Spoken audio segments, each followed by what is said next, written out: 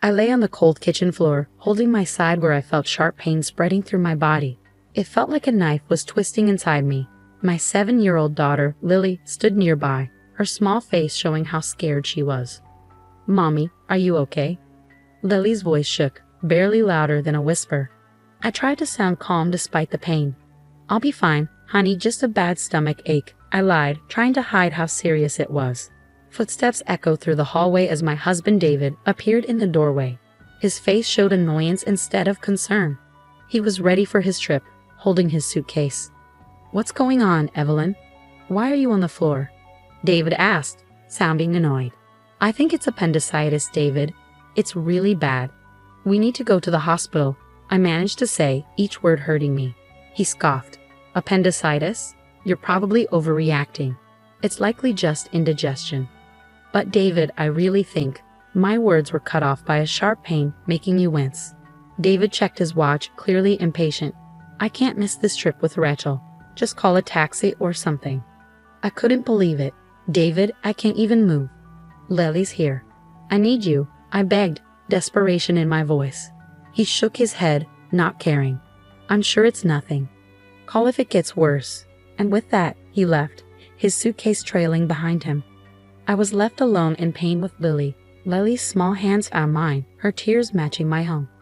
"Mommy, don't be sick. You have to be okay." I gathered what little strength I had and pulled Lily close. "I'm here, darling. Mommy's here." With David gone, I knew I had to act. With shaking hands, I grabbed my phone and called the only person I knew I could count on, my brother Michael. The phone rang, its sound piercing the quiet kitchen. "Hello," Michael's voice came through, a beacon of hope. "Michael, it's Evelyn. I need help. I think it's appendicitis. I can't move and Lily is scared," I managed to say, each word a struggle. There was a brief silence, then Michael's voice, calm and steady. "I'm on my way. Hold tight, Evelyn. I'll be there soon." Leaning against the cold tile floor, I closed my eyes, trying to endure the pain. Lily nestled close to me, a small comfort in the midst of turmoil. In that moment, a determination grew inside me. David's abandonment during my crisis wouldn't be forgotten. It was a deep hurt, a betrayal that marked a turning point. As I waited for Michael, one thing became clear: things would change. In the hospital bed later, surrounded by sterile walls and beeping machines, a sense of calm settled in. The surgery for my appendicitis went well, but David's emotional absence still stung. I had called my parents to care for Lily while I recovered, their voices filled with concern and unspoken questions about David's whereabouts. 3 days later, I was back home, the physical pain now a dull reminder of the recent ordeal. Lily greeted me eagerly, her face lighting up at my return. "Mommy, you're back. Are you all better now?" Her innocent question warmed my heart. "I'm getting there, sweetie," I replied, hugging her tightly, grateful for her presence. The peace of our reunion was shattered the next day by the slam of the front door. David and his sister Rachel burst in, their voices filled with frustration. "Why didn't you pick us up yesterday? We had to spend extra on a taxi and train fares." David's accusatory voice rang out as he entered the living room. I felt a surge of anger at his boldness.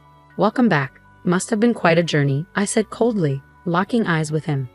David halted, taken aback by my icy reception.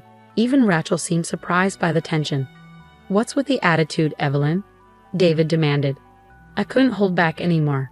"While you were enjoying your trip, I was in a hospital," I said, my voice steady but simmering with anger. "And you, Rachel, always demanding David's time without considering his family." Rachel flushed and David appeared bewildered. "What are you talking about? You were fine, right?" he replied, sounding dismissive. "It's not just about being okay, David. It's about being there when your family needs you," I shot back, my frustration boiling over. Before David could respond, the living room door swung open, revealing Michael, our parents, and David's parents. 14 eyes, filled with varying degrees of anger and disappointment, fixed on David and Rachel. "Why is everyone here?" David's voice faltered, his confidence waning under their collective glare. Taking a deep breath, I channeled my pain and betrayal into words. "David, you left Lily and me alone when we needed you the most. I had to go to the hospital, and you weren't there. I've told everything to our families." David seemed to shrink under the weight of my words, his usual bravado absent, His eyes darted around, searching for support but finding none. "It's not just about this one incident, David.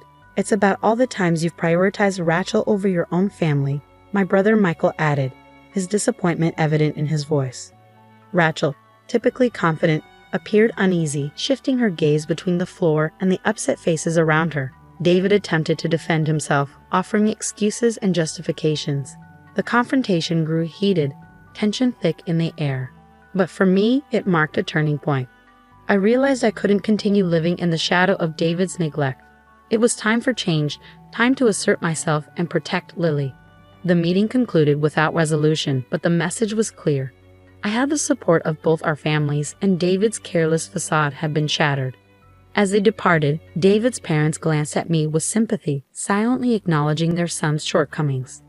That night, as I lay in bed, the events of the day replayed in my mind. I felt a mix of emotions: anger, disappointment, but also a newfound strength. David had revealed his true self, and I knew it was time for me to take charge of my life. The days following the confrontation were tense with unspoken words. David tried to act as if nothing had changed, but the atmosphere between us was heavy. I spent that time reflecting, realizing the depth of my discontent and the necessity for change. The decision I reached wasn't easy, but it felt crucial, like a breath of fresh air after being stifled for so long. One evening, while David casually flipped through TV channels on the couch, I approached him with a folder in hand. My heart raced, but my determination held firm. "David, we need to talk," I said, my voice steady. He glanced up, a hint of annoyance crossing his face. "What now, Evelyn?" I took a deep breath and handed him the folder. "I want a divorce." David stared at me, disbelief and mockery flashing across his expression. "Divorce? That's absurd, Evelyn. You're blowing things out of proportion." I shook my head, feeling a surge of empowerment. "It's not an exaggeration. I've thought long and hard about this. You've consistently prioritized Rachel over me and Lily. I can't continue like this." David sneered. "You think you can manage alone? Don't be naive, Evelyn." His words were meant to hurt, but I stood firm. "I'm not naive, David. I understand what this means, but I'd rather face uncertainty than continue feeling invisible in my own marriage." He laughed, a cold, bitter sound. "Good luck, Evelyn. You'll regret this once you realize how tough it is out there." I felt my anger rise, but I kept my composure. "I won't. This is my decision, and I'm sticking to it." For a moment, David seemed like he might argue further, but then he shrugged, a smug smirk on his face.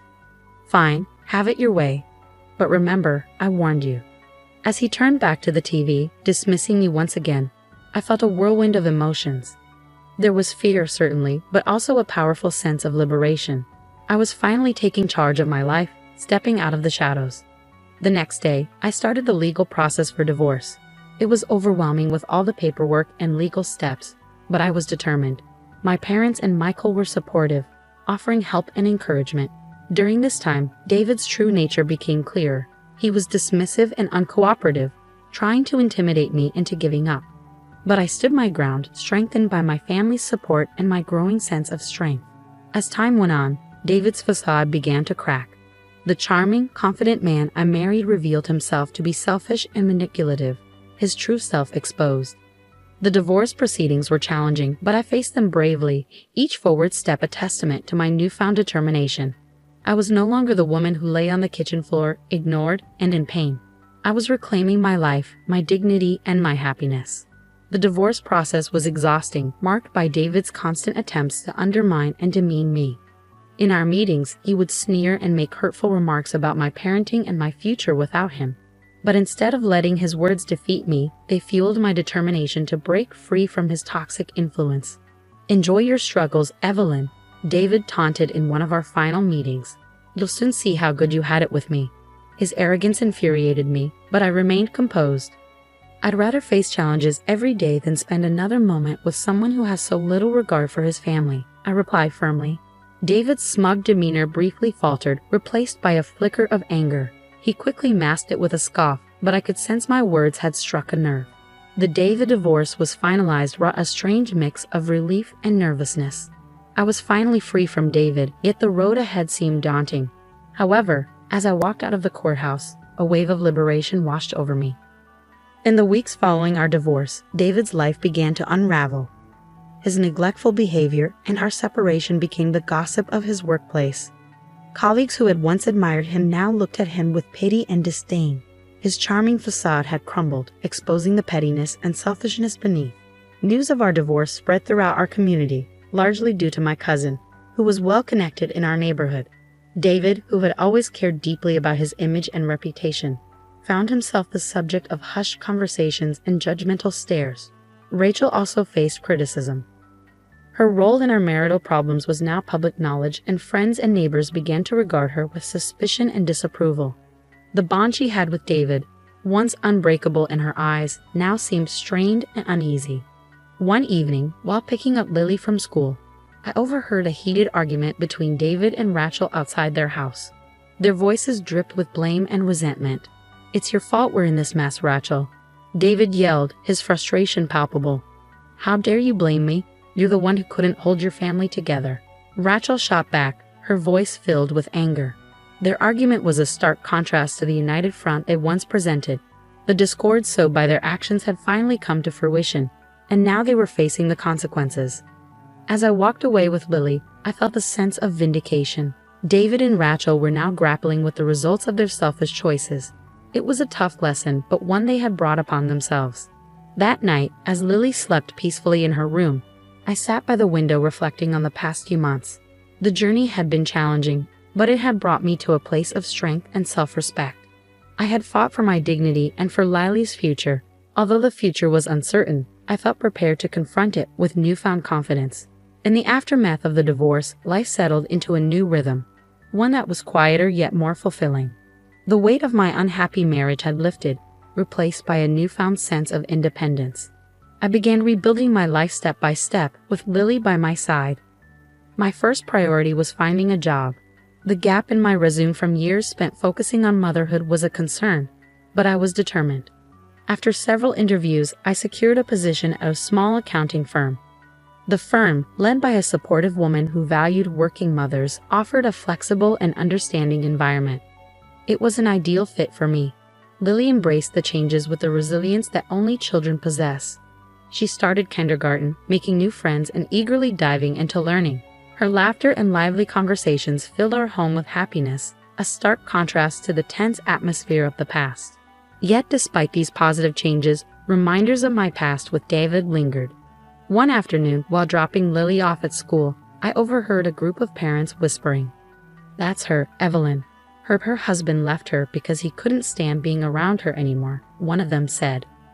Their words stung, but I held my head high. The gossip and judgment were small prices to pay for the freedom and peace I now had. Meanwhile, David's life continued to unravel. His pride took a significant hit, and his once flawless reputation was now tarnished. I heard from mutual acquaintances that he had moved back in with his parents, a fact he tried to conceal but eventually became known. Rachel's situation wasn't any better. Her interference in our marriage had isolated her from many friends. The once close siblings were now barely on speaking terms, their relationship strained by blame and regret. As for me, I found solace in the unwavering support of my family. My brother Michael had moved closer to us, his presence a constant source of comfort. My parents showered Lily with love, their affection soothing the wounds of the past. One day, while savoring coffee in my kitchen, I reflected on the journey I had endured, the pain, the struggle, and ultimately, the liberation. It had all brought me to this moment of peace. I hadn't just survived. I had emerged stronger and more self-assured. The doorbell interrupted my thoughts. Opening it, I found David standing there, wearing a look of defeat. "Evelyn, I'm sorry. I didn't realize what I had until it was gone," he said, his apology, though belated, validating my decision. "Thank you, David," I replied gently, "but it's too late. I've moved on." As I closed the door on David and the life we once shared, a sense of closure washed over me. That chapter of my life had ended, and a new one was beginning. In this new chapter, I was the author of my own story, free to shape my future as I saw fit. Lily's voice called out from the living room, and a smile spread across my face. I walked towards her, eager to embrace the life that lay ahead, a life brimming with possibilities and hope.